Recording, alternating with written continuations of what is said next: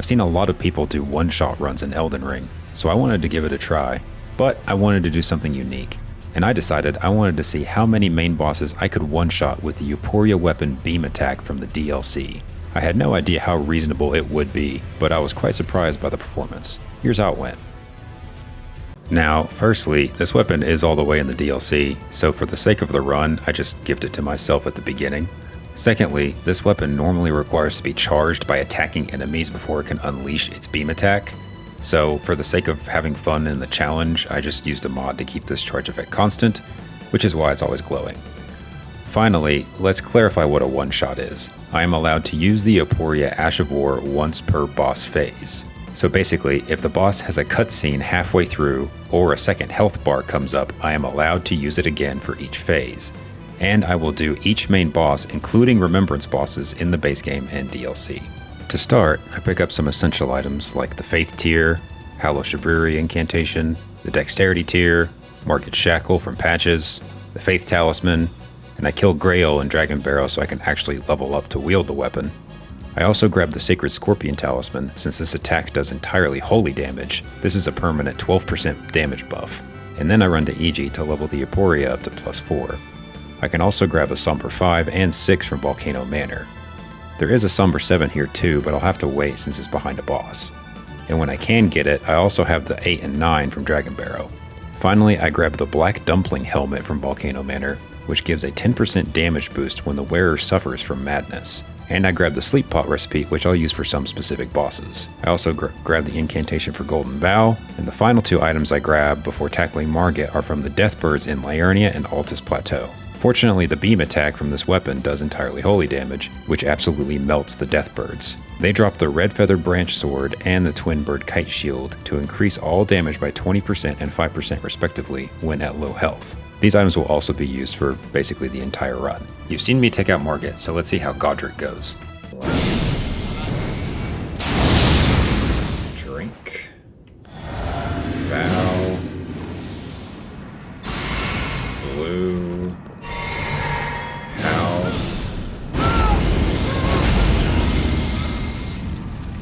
Blue. Swamp. Go through. Okay, I'll need to two-hand. And I think I need to bait him into an attack or something.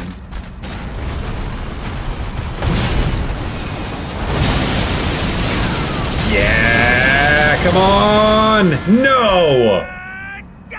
Now, technically, Godric does have a cutscene, so he is a two-phase boss. However, I saw that and decided it's just not good enough. To solve this, I take another trip to Liurnia to kill this avatar to get the Holy Shrouded Cracked tier to boost my holy damage another 20%. This will be another buff that I'll keep the entire run. Here we go. Yeah, come on, come on, come on, come on! Yes! Let's go. Excellent. Next I run through the Academy, making quick work of the Red Wolf. In order to beat Renala, I break the first two barriers, then wait to break the third until after I do my buffs. This way I can take out her second phase as well. Run up back to her. Easy.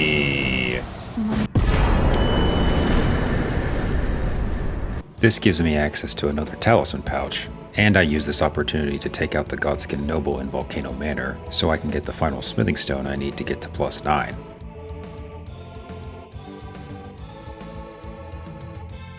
With a nearly maxed out weapon, I head over to try Radahn. Fortunately, if you run away from him at the beginning, you can deload him, and when you reload him, it skips his entire arrow phase. This gives you plenty of time to buff while he charges towards you. Oh, that's a great move. Come on, come on, come on. Yes! First try. Oh, wow. Now to access the capital, I sneak up on the Draconic Tree Sentinel, and then I make my way to Gold Godfrey. Unfortunately, he is a little too aggressive. So to make myself an attack window, I use Sleep Pots to put him to sleep, which gets me my final talisman pouch. Now, it seems like this challenge is easy so far. I mean, we've just been breezing through these bosses. What could go wrong?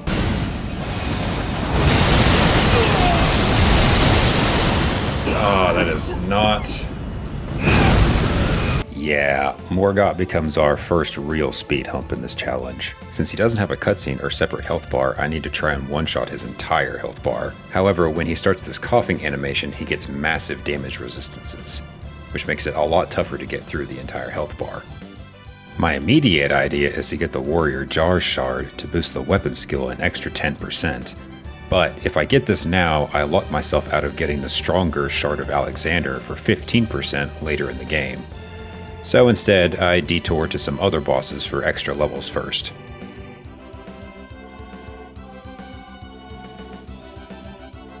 I wasn't worried about the Regal Ancestor Spirit. He's really weak to holy damage, so it's no big deal.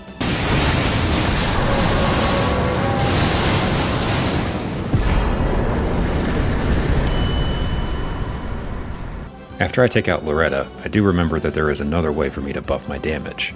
I do Vare's quest so I can go to Mogwin Palace to grab the final Somber Stone so I can max out my weapon. Then I decide to give Morgott another attempt.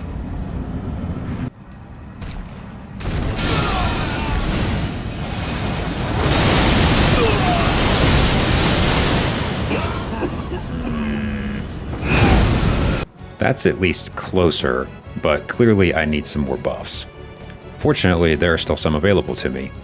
I venture through the Lake of Rot to get the Mushroom Crown, and I run to get the Kindred of Rot's Exaltation. Both of these items give me a damage boost of 10% and 20% when I get poisoned. Now seems like a good time to explain how all these buffs work. In case you don't know, there are basically three kinds: body buffs, aura buffs, and unique. You can only have one body and aura buff, which for me currently is Golden Vow and Hallow Shabriri. But you can stack as many unique buffs as you can. These include armor and talisman buffs. Now for some items like these poison ones, even if you take off the equipment after getting the buff, you can still keep the damage buff till it runs out. So the true essence of any one-shot run becomes how well you can hot swap through your equipment so you can have as many buffs as possible before attacking the boss before they start to wear off. This back. Two-hand, go through. Okay. Gotta run up and shackle him. And blast him. Oh, I'm so close! Alright, well, what else can I do? I can get Godric's Great Rune to give myself a few more levels. I can also go to Caelid to kill Commander O'Neill to get the Commander's Standard. This gives a better aura buff, but it only lasts 20 seconds. So I'll only use this when I really need it, otherwise I'll keep Golden Vow. And there is one more thing I can think of, but it's a much longer detour. First, I have to kill Morgott's brother, Mohg.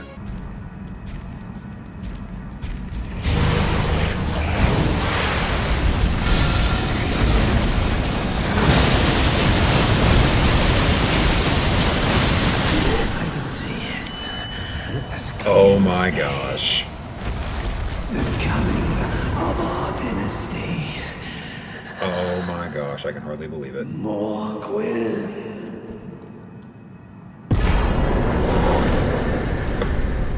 That is epic. With Mohg dead, I can enter the DLC. I spend some time to pick up Shadow Tree fragments, and you can actually get all the way up to Shadow level 12 out of 20 without having to fight a single boss. Once that's done, I pay a visit to Rakshasa so I can get his armor set. And each piece gives a 2% damage buff for a total of 8 when all are equipped.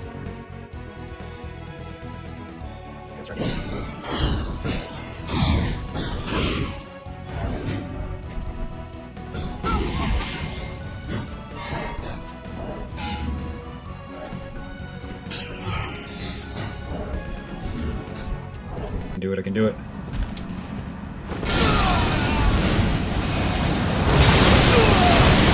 Come on! Oh, I got him! I got him! Oh!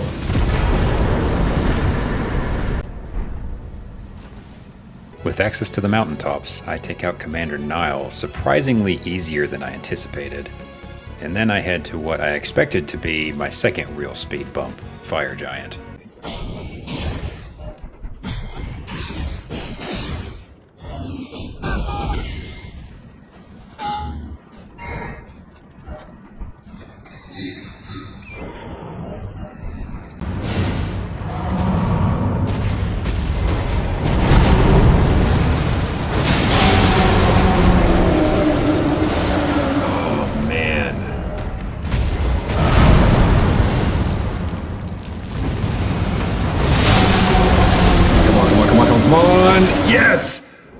Okay. Okay. I don't know if this will work, because I lost some buffs.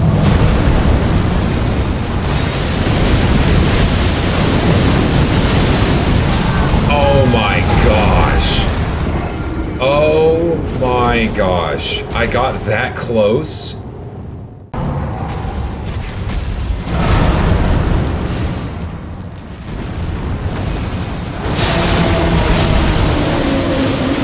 Okay. Now just hope I can do it again, I guess? I don't know.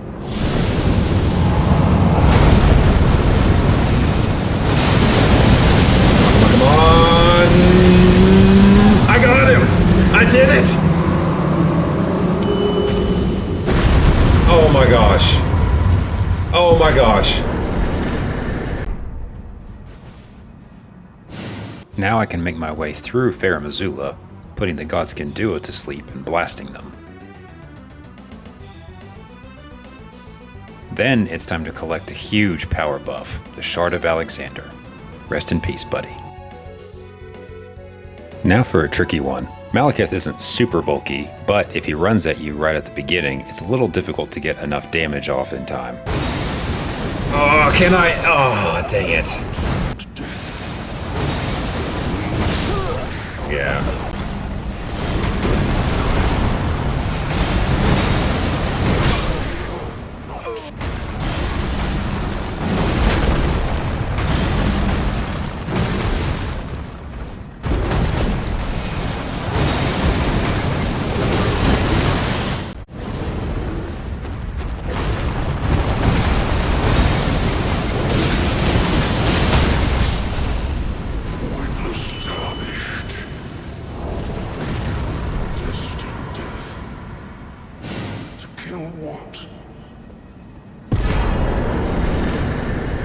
Heading through the end of the game, fortunately we can make light work of Gideon. To become Elden Lord. To such you. A man. While I had issues with Gold Godfrey earlier, the real one proved to be quite trivial. Crap.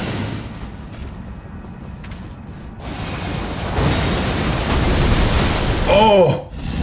Oh! I messed up, but it still worked. Okay. I just gotta run around him.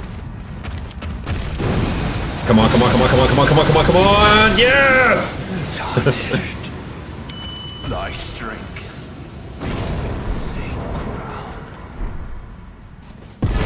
Let's go!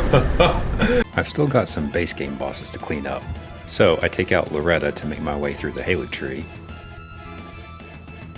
I pick up Marika's Source Seal for a few extra faith levels. Then, one of the bosses I had been dreading, I go to see how doable Malenia is. This is a lot easier if you use a save editor, because when you go into her room for the first time, it spawns you in the middle and she dashes right towards you, saving you a bunch of time you'd otherwise have to spend running up towards her. Here we go, come on!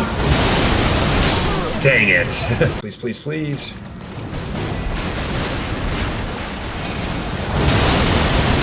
Oh man, I gotta attack her a little quicker. Watch to the left.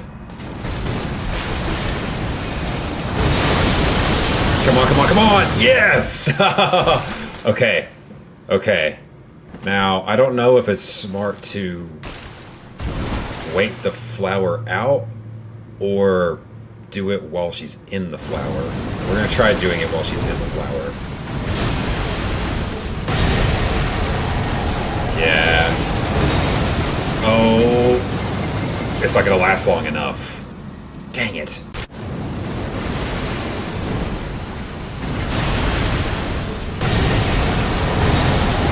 Come on, come on. Oh, no, I walked into it. By the scarlet rob.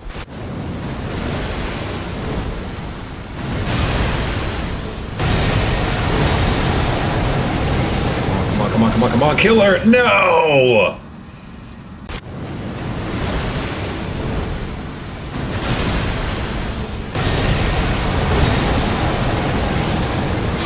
Oh, no! I bet that would have done it. I had my poison buff. Dang it.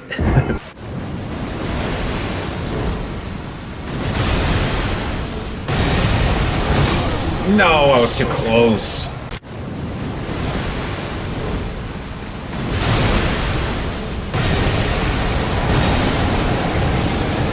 Come on. Oh! Oh! No! Dang it. I do have a plan to beat Malenia, but it involves beating a few bosses in the DLC first.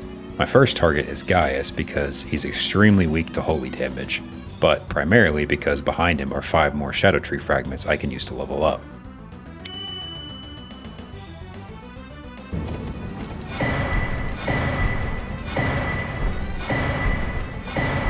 Then I head down to fight Jory, which takes a few tries since he's actually pretty slippery.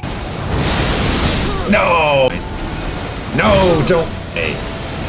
Oh, whoops. Dang it. No, don't teleport. God dang it. Come on. Why did you...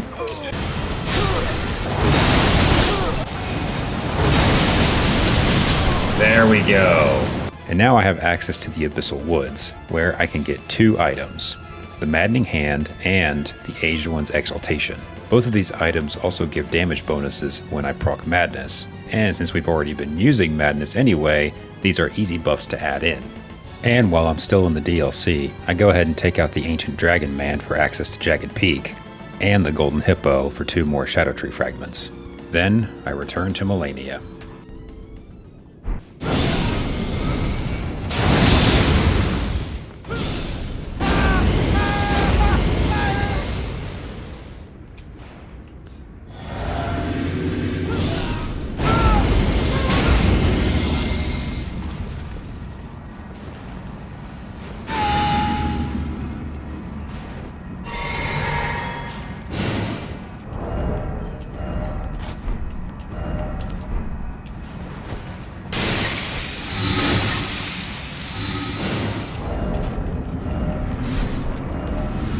Gosh, I just barely got that.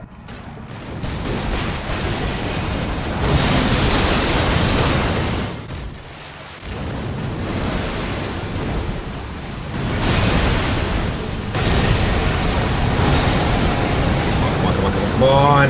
I got her! Extraordinary. The mark. I can't believe it. True Lord. I can't believe it. Oh boy.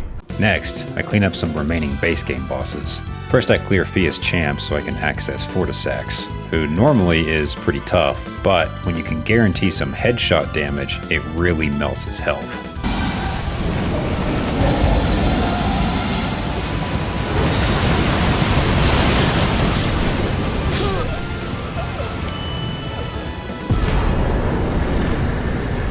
Now I went to try Placidusax. This one was quite tricky. The obvious issue with him is how far you have to run to get close enough to even hit him. And by the time I do get close enough, some of the buffs have already worn out, not to mention having to dodge the lightning strikes. I did attempt to sneak up on him with Assassin's Gambit, but no matter what, when the boss activates, he knows where you are. Same thing even with Unseen Form added on top. All of that on top of the fact we don't do enough damage. I do formulate a plan, but first I need to return to the DLC to exterminate the Putrescent Knight, which is fortunately easy, since he's extremely weak to holy damage.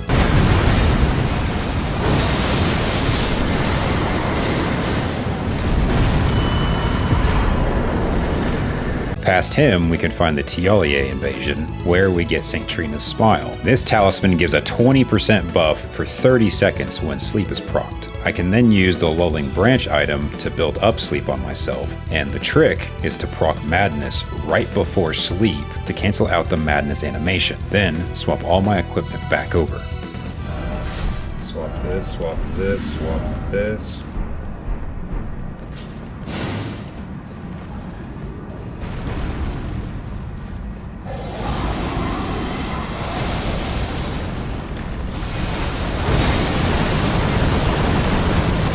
Yes!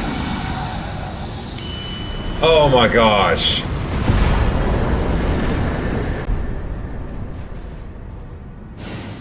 I can hardly believe it. Now there's no real reason I waited this long to do Estelle. I honestly just forgot about him, but he wasn't much trouble anyway.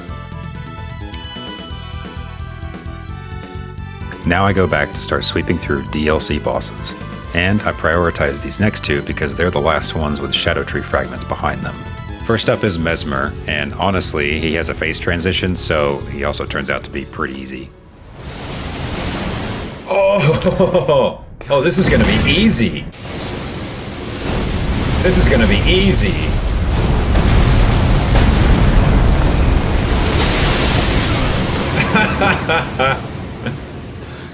Naka, a curse upon me. Then I give Romina a shot.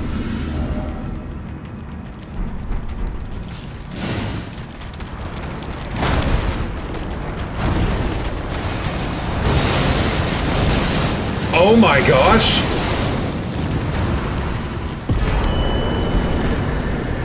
I'm gonna be honest, I don't know how that missed me. I don't know how I didn't get hit there. That was awesome. Now that I'm max shadow level, I go to sweep up some more DLC bosses. First I go to take out the Dancing Lion. Oh!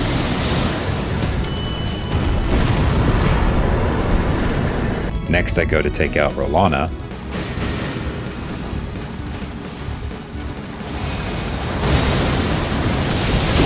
Oh!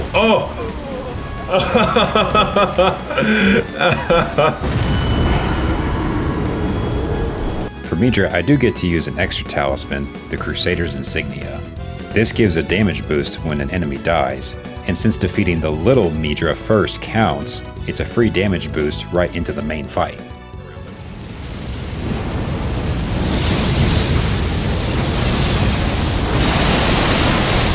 Easy!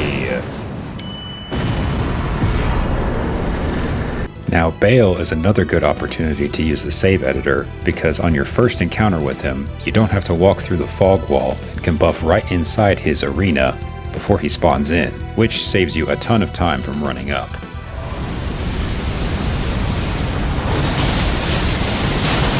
Yes!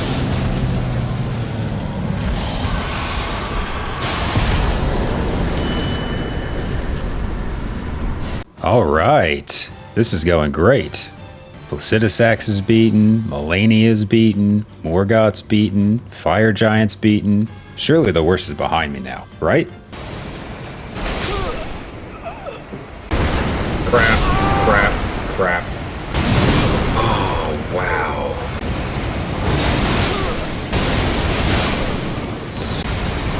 No! Come on. Oh, damn. What? Oh my gosh,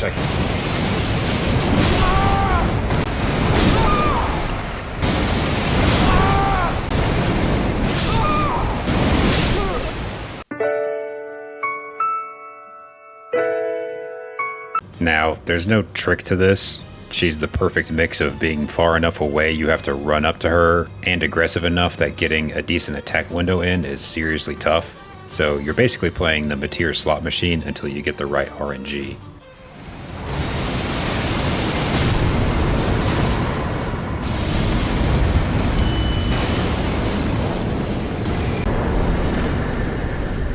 The sunflower was a bit annoying because sometimes the head would be just a bit too far away for the beam to reach, but fortunately damage wasn't an issue, just consistency.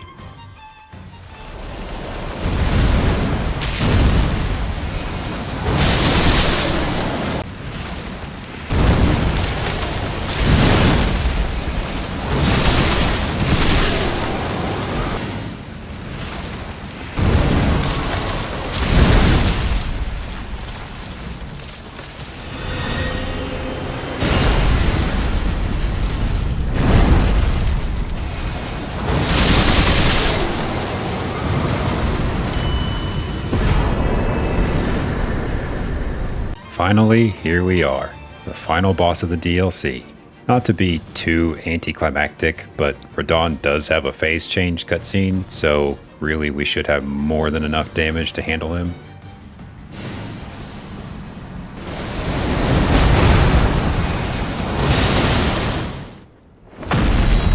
Okay.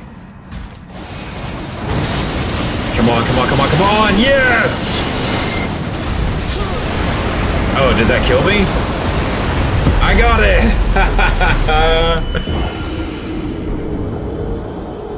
I can't believe it.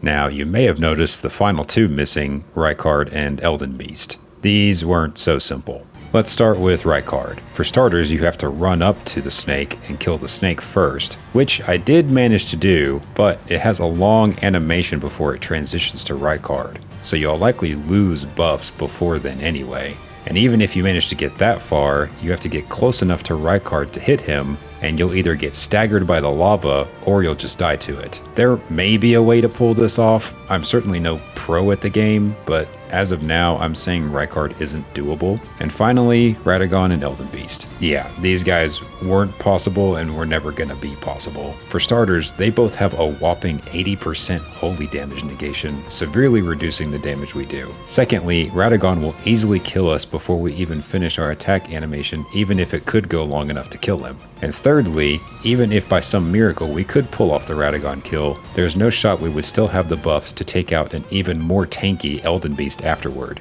We don't even do enough damage to do yellow damage here. Of course, they were never going to be possible. But even so, being able to one-shot 24 out of 26 major bosses, some of them didn't seriously seem possible either. That was extremely impressive, especially for someone who had to learn how to do hot swaps in the process. I'm quite pleased, and if you enjoyed the video, please feel free to leave a like. I had a lot of fun, and may give this a shot with something else sometime.